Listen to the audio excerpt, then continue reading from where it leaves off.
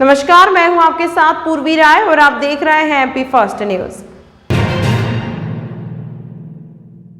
उज्जैन के पास तराना में बुधवार शाम को ग्राम बरंडवा के रहने वाले ईश्वर सिंह ने अपने पोते के अपहरण की रिपोर्ट दर्ज कराई थी।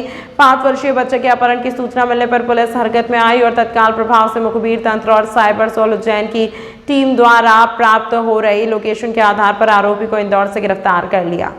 सेकेंड, आरोपी ने बच्चे को छोड़ने के एवज में 2 लाख रुपए की फिरौती की मांग की थी। बच्चे के सकुशल घर पहुंचने पर पुलिस ने उज्जैन में एक प्रेस कॉन्फ्रेंस कर बताया कि फरियादी ईश्वर सिंह राजपूत निवासी ग्राम बरंडवा ने दिनांक 31/1/24 को थाना तराना पर रिपोर्ट की थी। उन्होंने बताया कि बुधवार को मेरे बेटे नरेंद्र सिंह का दोस्त माखन राजपूत मेरे पोती रविराज उम्र 5 वर्ष को जबरन अपनी मोटरसाइकिल में बैठा कर अपने साथ ले गया।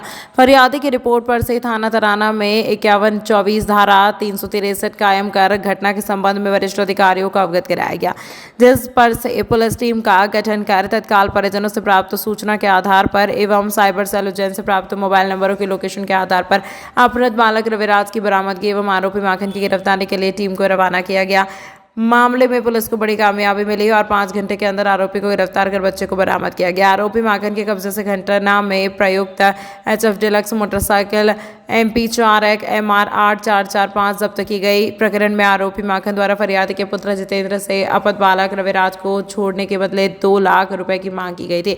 एडिशनल SP नितेश भार्गव ने बताया कि अपहरण के बाद 2 लाख रुपए की फिरौती मांगी थी। 5 घंटे के अंदर बच्चे की सकुशल बरामद किया। आरोपी के पहले से रिकॉर्ड है, अभी और पता लगा रहे हैं। दिनांक 31 जनवरी को तराना थाना अंतर्गत जो बरगुंडी गांव आता है, वहाँ पे एक 5 वर्ष के बच्चे को उसके घर से एक माखन सिंह नामक व्यक्ति जो है ज़बरदस्ती अपहरण करके ले गया था। तो प्रथम दृष्टया हमने 363 का मामला पंजीबद्ध किया था, लेकिन बाद में जब फर्दर इन्वेस्टिगेशन किया गया, पूछताछ की गई, तो इसमें पता चला कि व्यक्ति जो अपहरण करके ले गया है वो छोड़ने के बदले 2 लाख रुपये की डिमांड भी कर रहा है। तो तत्काल हम लोगों ने संज्ञान लिया, SP साहब को अवगत कराया। साहब ने बताया इसमें टीम बनाकर हमारी टीम जो है इंदौर गई, उसको फॉलो किया और इंदौर में लगातार मैनुअल इंट के आधार पर लगातार जो जिस जगह इसकी लोकेशन मिल रही थी वहाँ के स्थानीय लोगों से पूछताछ करके फ़ोटो दिखा के इसको हमने 5 घंटे के अंदर रिकवर किया है। सर, कितने की मांग करी थी उसके आपराधिक विवरण है? इसका अभी वर्तमान में जो हमने अभी कम समय में जो विवेचना की उसमें यह है कि चिमनगंज थाने में आर्म्स एक्ट का इसका मामला है और मक्सी थाने में पुराने 2 मामले मारपीट के भी हैं। तो फिलहाल इसका और आपराधिक रिकॉर्ड खंगाला जा रहा है, इसका पूरा बैकग्राउंड देखा जा रहा है, कहाँ है, किससे लिंक है, किससे कनेक्टेड है ये। सर, ये मूल निवासी कहाँ का है? ये बेसिकली यहीं का रहने वाला था तराना का, लेकिन जमीन बेच के अब ये इसका कुछ क्लियर नहीं है। इंदौर में किराए से रहता है। हम वही रिकॉर्ड खंगाल रहे हैं कहाँ कहाँ स्टे करता है, कहाँ कहाँ इसके ठिकाने हैं। जिला अस्पताल में एक बार फिर डॉक्टर अजय दिवाकर द्वारा गंभीर बीमारी से पीड़ित व्यक्ति का सफल ऑपरेशन किया गया है। आगर जिले के ग्राम सिरपाई में रहने वाला बगदू लाल पिता कालू नायक पिछले 15 सालों से पाइलोनाइडल साइनस नामक बीमारी से पीड़ित था और चल पाने में असमर्थ हो रहा था। थर्ड, कुछ साल पहले उसने आर्टिगार्डी मेडिकल कॉलेज में बीमारी का उपचार कराया था, जहां सर्जरी के बाद भी उसकी स्थिति जस की तस बनी हुई थी। कुछ समय पहले पीड़ित के परिजनों ने जिला अस्पताल में पदस्थ डॉक्टर अजय दिवाकर से संपर्क किया। डॉक्टर दिवाकर पूर्व में भी कई गंभीर बीमारियों का सफल ऑपरेशन कर चुके हैं। उन्होंने बगदूलाल को चेकअप के लिए बुलाया और सभी स्थिति को समझने के बाद उसका सफल ऑपरेशन जिला अस्पताल में ही काफ़ी कम खर्च में कर दिया। अब बगदूलाल पूरी तरह से स्वस्थ है और चलने फिरने की स्थिति में आ चुका है। परिजन डॉक्टर दिवाकर को भगवान का दर्जा दे रहे हैं। बगदूलाल को जल्द ही अस्पताल से डिस्चार्ज कर दिया जाएगा। डॉक्टर दिवाकर ने बताया कि निजी अस्पताल में उक्त बीमारी के ऑपरेशन का खर्च 3 लाख रुपए के लगभग होता है। यह एक दुर्लभ बीमारी है जो हज़ारों में से 2 से 3 लोगों को ही होती है। पाइलोनाइडल साइनस का कारण अब तक ज्ञात नहीं किया जा चुका है। अब तक किए गए शोधों से यह पता चला है कि नितंबों की दरार की शुरुआत में मौजूद इनग्रोन बालों के कारण इन साइनस में पाइलोनाइडल सिस्ट बनता है। सिस्ट में अनचाहे कण जमा हो जाने पर संक्रमण हो जाता है और पस बनने लगता है। यह अनचाहे कण हवा, बाल, त्वचा के कण भी हो सकते हैं। धीरे धीरे ये एक फोड़ा बन जाता है और स्थिति काफ़ी दर्दनाक होती है।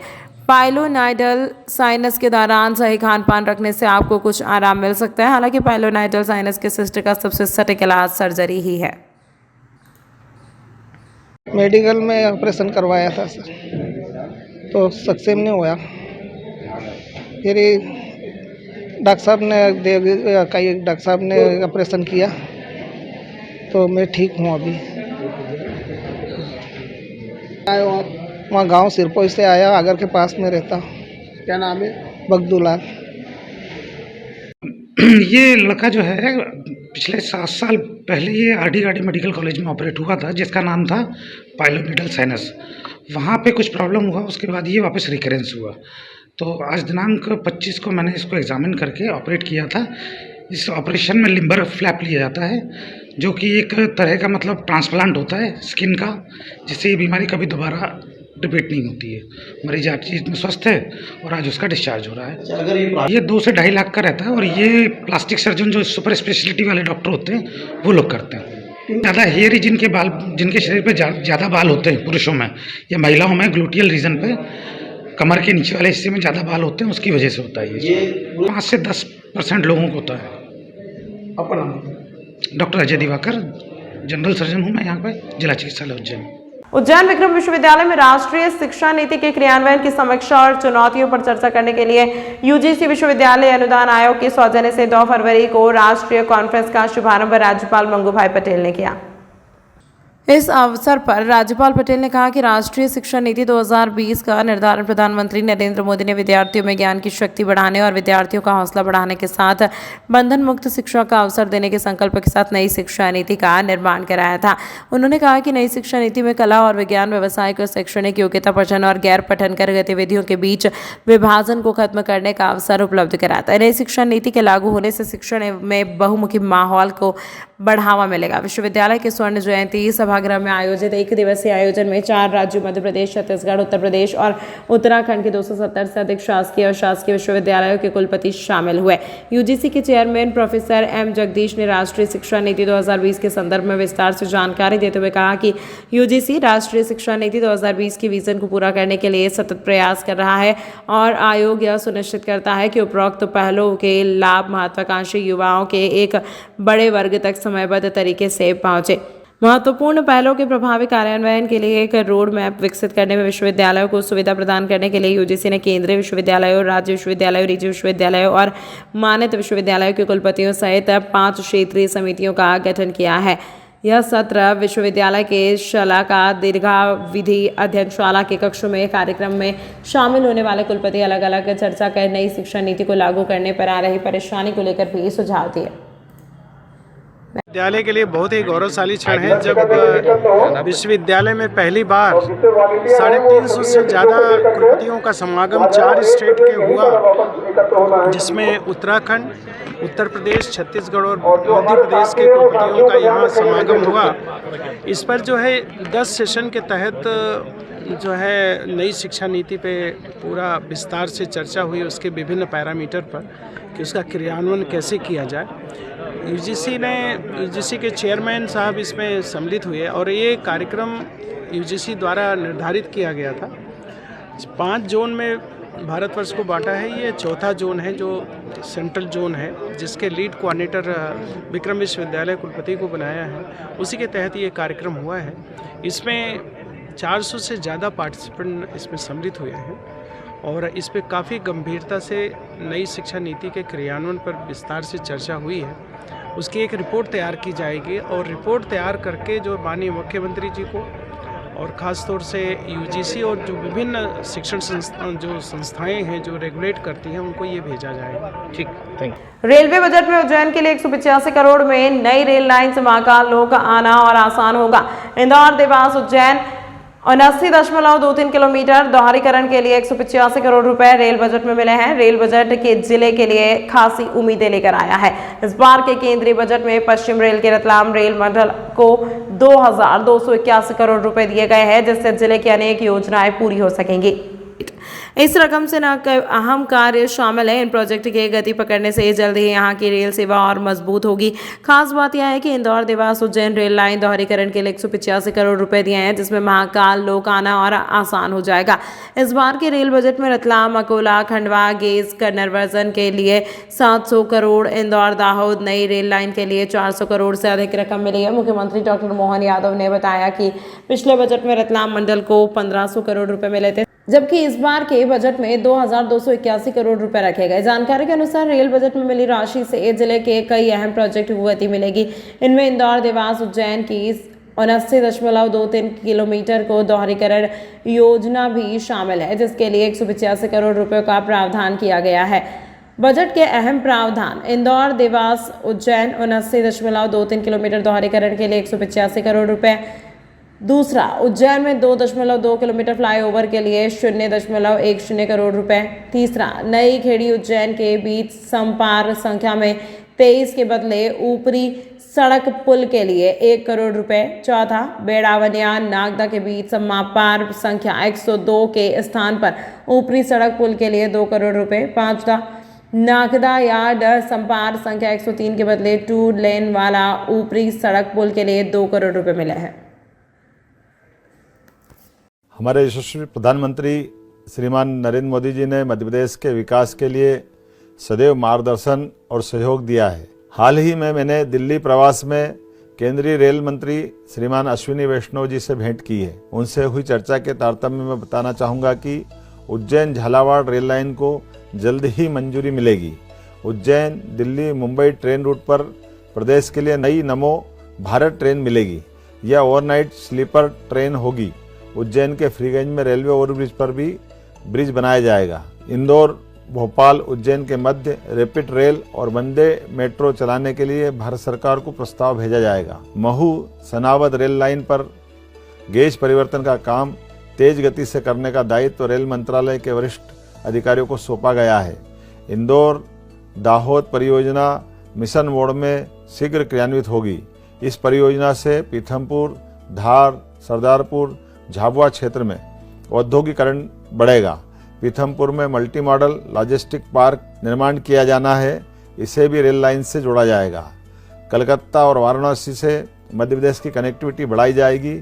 इसके लिए अमृत भारत ट्रेन शुरू करने का आश्वासन केंद्र सरकार से प्राप्त हुआ है। प्रदेश को 6 रेलवे ओवरब्रिज मिलेंगे। खनिज बहुल इलाकों में रेलवे साइटिंग की जाएगी। बुधनी इंदौर रेल लाइन पर भी कार्य तेज होगा। अमृत भारत स्टेशन योजना में प्रदेश के स्टेशनों के उन्नयन के कार्य होंगे। माननीय रेल मंत्री श्रीमान वैष्णव जी ने सीधी, सिंगरौली, ललितपुर और झांसी बिना रेल लाइनों से जुड़े प्रस्तावों पर भी जल्द ही निर्णय लिए जाने की बात कही है। धन्यवाद। उज्जैन में गैस सिलेंडर घर घर पहुंचने वाले हाकर अब विरोध प्रदर्शन पर उतर गए हैं। दरअसल तनख्वाह बढ़ाने की मांग को लेकर यह प्रदर्शन किया जा रहा है, जिसमें हाकरों ने हड़ताल की भी बात कही है। 6 अभी तक गैस सिलेंडर के भाव बढ़ने के कारण लोगों को परेशानी का सामना करना पड़ता था, लेकिन गैस सिलेंडर घर घर पहुंचने वाले हाकर भी अब विरोध प्रदर्शन में उतर गए। दरअसल अभी तक जितने पैसे में वह गैस एजेंसियों पर काम कर रहे थे, उतने में उनका घर नहीं चल पा रहा है। यह कारण है कि उज्जैन में करीब 100 से अधिक हाकर ने काम बंद करने की बात कही। कर्मचारियों का कहना है कि राजेश खत्री ने जानकारी देते हुए, पहले हम एजेंसी मालिक से इस विषय पर चर्चा करेंगे। अगर वह तनख्वाह बढ़ाने पर राजी हो गए तो ठीक, अगर नहीं बढ़ाई गई तो हम आंदोलन करेंगे, जिससे आम लोगों को परेशानियों का सामना करना पड़ सकता है। हमारी तनख्वाह नहीं बढ़ रही है और 15 रुपये टंकी मिलता है हमको, तो हमको थोड़ा तनख्वाह बढ़ जाए। हमारी पेट्रोल महंगा हो रहा है, खान पीन महंगा हो रहा है, इसलिए हम लोगों की तनख्वाह बढ़ जाए। बस हम लोगों की यही मांग है। भारत गैस में काम कर रहे हैं हम लोग। भारत गैस के सभी हाकर है, सभी एजेंसियों के, और यही मांग है हम लोगों की, बस तनख्वाह बढ़ जाए। कितने हाकर? 100 के आसपास हैं। अभी 50-60 यहाँ हैं, 50-60 अभी आने वाले हैं।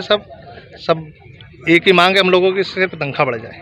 हड़ताल करेंगे भैया, फिर अपनी टंकियाँ नहीं लगाएंगे हम लोग, रिफिलिंग नहीं करेंगे, घर घर नहीं पहुँचाएंगे। बस यही मांग है हमारी। ग्राहक भी परेशान होएगा। क्या नाम है आपका? अजय खत्री।